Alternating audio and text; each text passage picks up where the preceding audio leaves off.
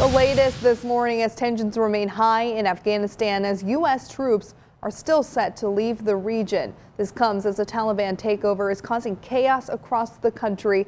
Tyler Brummett has been monitoring the situation overnight and joins us with the very latest. Tyler? Yeah, hey there, Sam. Good morning. President Joe Biden is standing behind his decision to remove U.S. troops. And he says, as of now, nothing will change. The president addressing the nation yesterday on the heels of video like the one you're seeing on your screen, showing people trying to leave the country with U.S. forces at the Kabul airport. Right now, so many people living in the area desperate to escape. They say they're fearing for their lives this morning. Biden says this is an issue that the Afghan government really needs to address. He's blaming them for not standing strong against the Taliban. The president says he knew that this was possible, but that it happened a lot quicker than he and his team thought it would. U.S. troops are set to leave the region by September 11th, which would be the 20th anniversary of the 9/11 terrorist attacks. I cannot and will not ask our troops to fight on endlessly in another country's civil war. Afghanistan political leaders gave up and fled the country.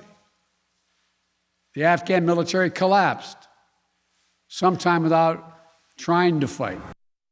The president has directed the Secretary of State to use up to $500 million from the Emergency Refugee and Migration Assistance Fund. U.S. officials say they're making space for around 22,000 people who applied for an Afghan Special Immigration Visa, also known as an SIV. Of course, reaction this morning is pouring in. Indiana Senator Mike Braun is unhappy with the way the U.S. is pulling out of Afghanistan. In a recorded statement, he calls it embarrassing. He says President Donald Trump's idea of leaving over time would not have resulted in this. Take a listen.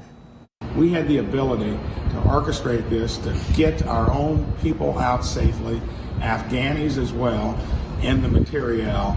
And sadly, this has been botched by the Biden administration, a real unforced error, and I hope they're held accountable for this.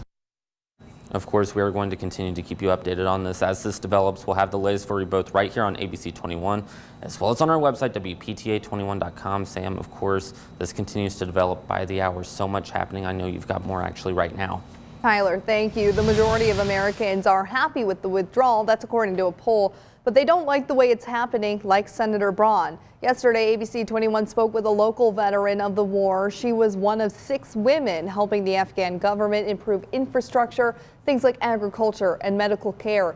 But seeing video from Afghanistan now makes her think immediately about those women and girls she worked so hard to help. She fears that's all lost under the new Taliban regime.